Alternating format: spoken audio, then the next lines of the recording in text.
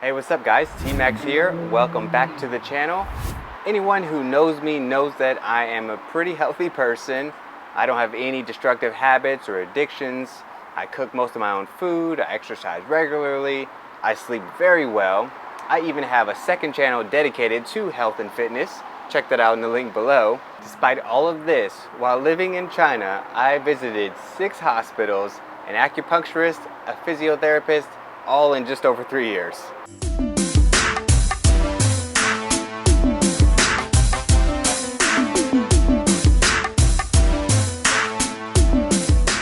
Okay, so why did I go to so many hospitals? Let's start back at the beginning of my adventure in China.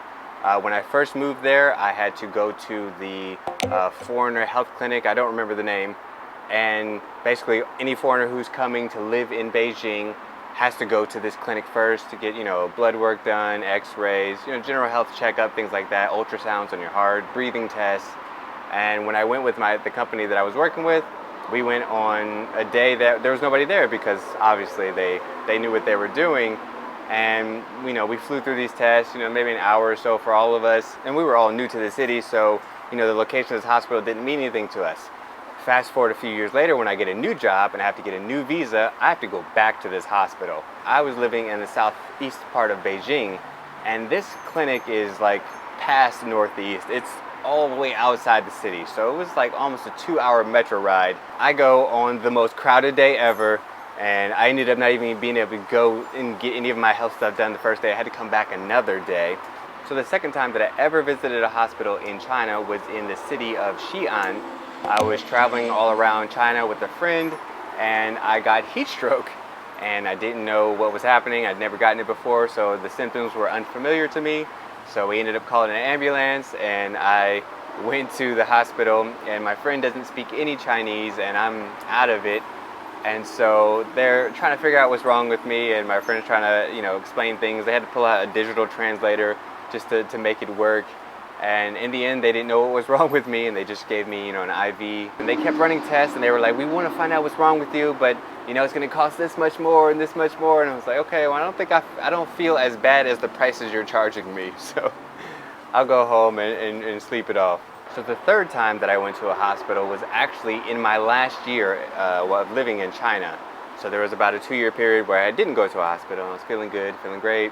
No problems. So I went to go get checked up for this gastrointestinal issue that I was having at the China-Japan Friendship Hospital. Now this is a hospital that was popular for foreigners, and I didn't know what this issue was, so I was like, okay, I'll just go where the foreigners go.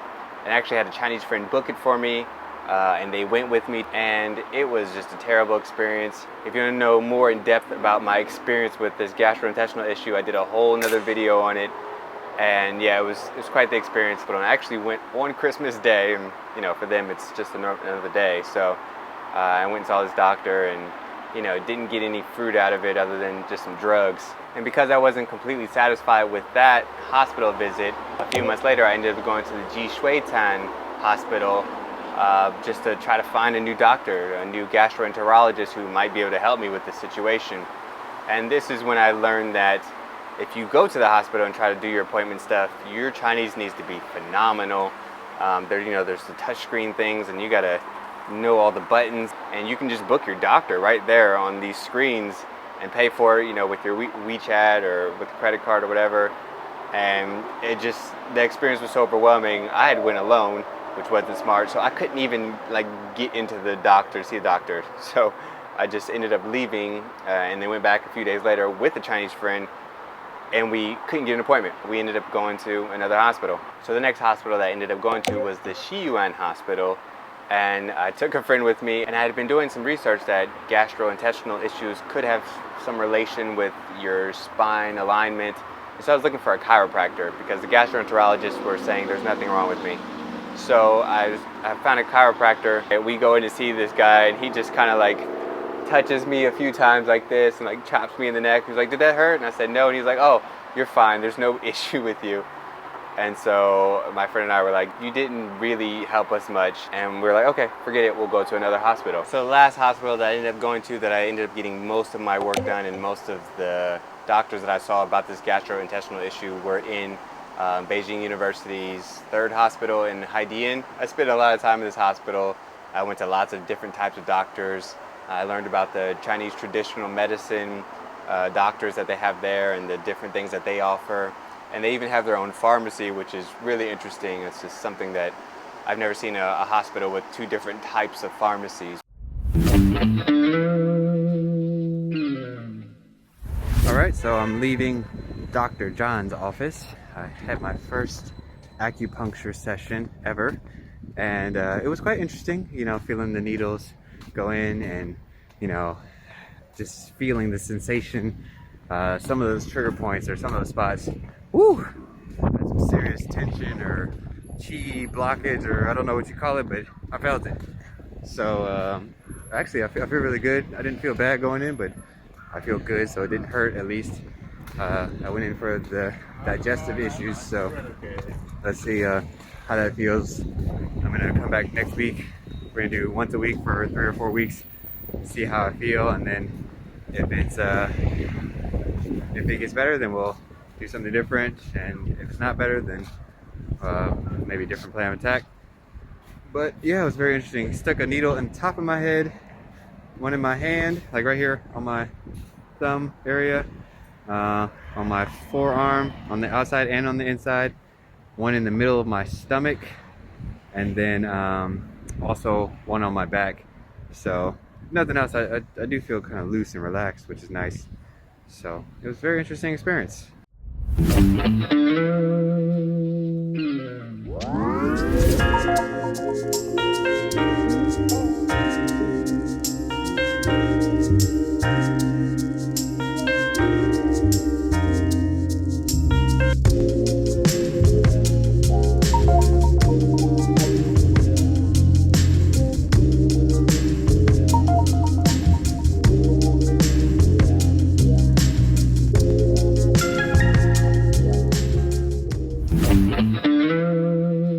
China has a huge aging population, and this is very obvious when you go to a hospital because everybody there is 70 plus. I mean, you see some of the oldest people, and there's a lot of them. They're everywhere. And it seems like some of them just go to hang out there and just want to, you know, maybe they're just going with their friends. And seeing them interact with the digital kiosk also made me feel much better because they speak Chinese, and where they were still struggling to use these digital kiosks. So, you know, one thing's a technology thing, one thing's a language thing. And this is why they have people stationed at these kiosks to help patients, you know, find what they're looking for, because I guess it's not the most intuitive system. So in China, when you have a job, any job, and you're paying taxes, you are also paying health insurance effectively. It's built into the system. So everybody with this public health care, we all have immediate co-pays and all that. So when you put your medical card in the machine, it automatically reads. So when you get your prices, it's immediately the co-pay prices.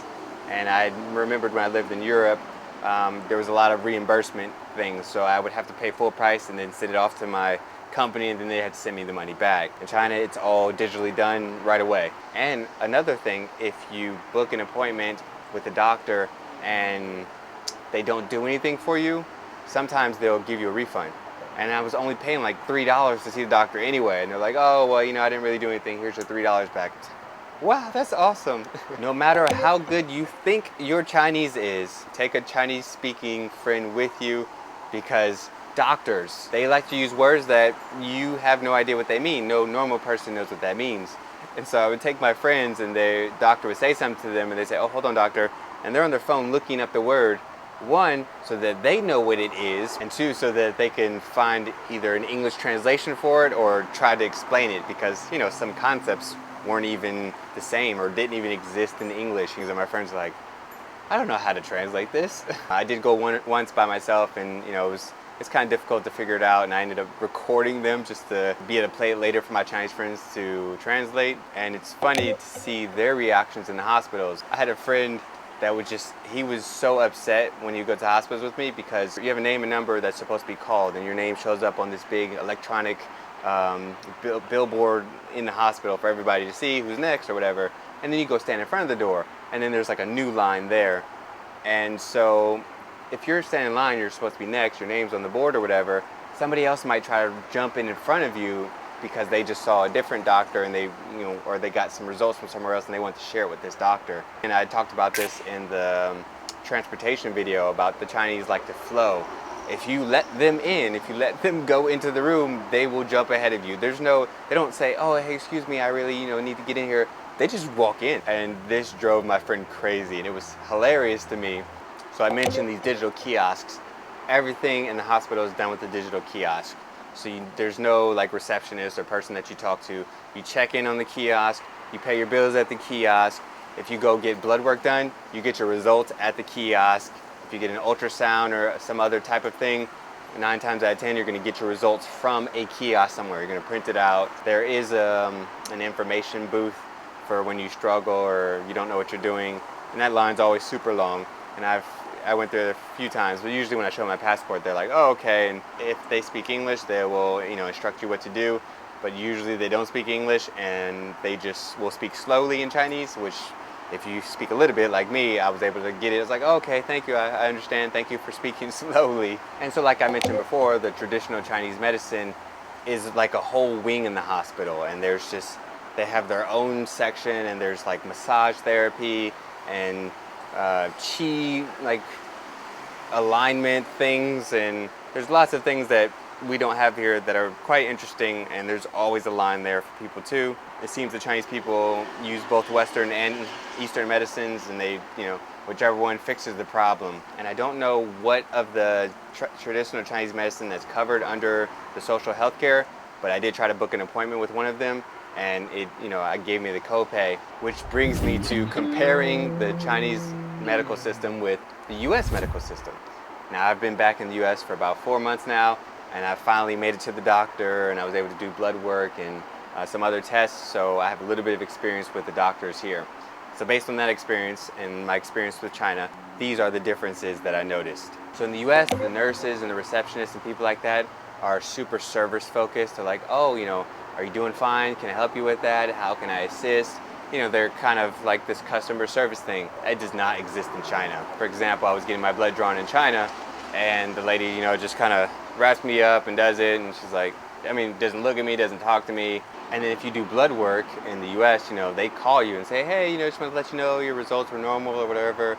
In China, you have to go get your results, and then you have to take it to the doctor to try to figure something out. So there's this service component that we have in the US, but for the amount of money that we're paying for healthcare, you better get something. Now, I consider myself having like a public type healthcare here, and I pay like $300 a month. And in China, looking back at my old pay stubs, I was paying like maybe $40 a month. And also I could get that money back if I didn't use it. So say I would pay in every month and I didn't go to the hospital that year, I can go to the bank with my health registry, and just there's a balance. All the money that I didn't use, all my copay, I get back. When I paid my first bill here in the US, I was like, oh my goodness, I paid more than like my whole time in China just in this 1 month. And then trying to book a doctor here is darn near impossible. And I'm in Florida. China has a lot of old people. Florida has a lot of old people. In China, if I couldn't book an appointment, I could just go to the hospital. I could probably find somebody and pay the same price. I had to book an appointment. It took 4 months to get this appointment. And then when I went and saw the doctor, and he was like, oh yeah, follow up. Oh yeah, come back in 4 months. I'm like, what the heck? I'm paying $300 a month. And you want me to come back in 4 months? I want to be here every month. Twice a week. Matter of fact, all this money I'm paying. It's just funny in the US, like when you go to the nurse or whatever and they're checking your information, they double and triple check, like, this your name? Is this your birthday? Is this your information? Is this you? Are you sure? And they ask you a few times. In China, twice I was confused with just some other random foreigner because there's only 2 of us that happen to be in the waiting room, and they call it like Troy Smith, and they're looking at me like, come on. I'm like, I'm not Troy. And they're not looking at my ID or anything. They're like, oh, you're a foreigner. Come on, it's a foreign name, so it must be you. Another difference I noticed is in the US, when people are calming patients, the doctors and nurses are there, and they're again, this service thing, they're trying to calm you down, like, it's okay. I went to get some blood work done, and there was a kid like in the next room, and he was screaming. It was like they were killing him. And so another nurse came over to help. They're like, oh, calm down, and eventually they were able to get it done. So in China, when you get blood work done, it's a counter, and so you see everybody, there's no privacy. And I'm getting my blood drawn, and there's a child next to me, and she is losing it. And the lady drawing the blood is just getting impatient. She's like, oh. and looking at the mom, and the mom is like sitting there trying to calm the girl down.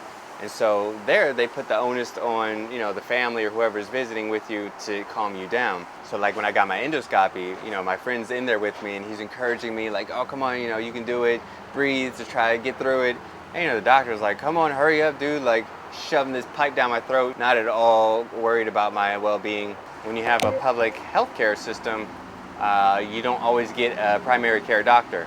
And so I didn't have a primary care doctor, so I can go see any doctor I wanted whenever I wanted. And you know, the records are all digital anyway, so that was super convenient. And for $4 or whatever, I just go see this guy, and if he's not available, I'll go see this person.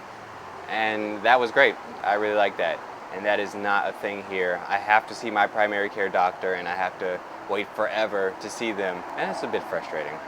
Okay, quick endoscopy update. It's been about a year since I went through all of that stuff. So about 2 weeks after that last appointment that I had, the doctor prescribed a new medication out of Japan.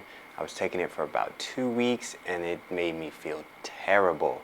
And so I just stopped taking it. And I went to the doctor and they're like, well, you know, sometimes with drugs, you just gotta believe that they will work. No, I'm paying you money. You need to make sure that they work. And so I went back to the old drugs that I was taking before that had made me feel a little bit better. And I took those all the way up through August. In August, I left China to go visit my parents in Italy, and I was there for about 3 months, and I saw a chiropractor there because, again, I was trying to, you know, fix my spinal alignment, assuming that might have had something to do with it. And I went to this guy, and he literally was just like, all right, that'll be 60 euro. I mean, there was no chiropractic adjustment. Like, he did some hands-on stuff, but it was just like mostly him just touching me, and I'm like, unless you're Jesus and you're gonna be healing me, dude, you need to be doing something. And so yeah, that didn't work out so well, and I was not able to get an appointment with a gastroenterologist in Italy. So after I left Italy and I came to the US, I was like, all right, I'll book an appointment to see a primary care doctor. And I did that, and you know, they had me do some blood work and a breath test. I had to blow into this bag like just to fill the bag up. So basically everything came back normal and fine, and we still don't know what's wrong with it. But I've been doing intermittent fasting, getting rid of sugar, and just trying different things just to see what helps.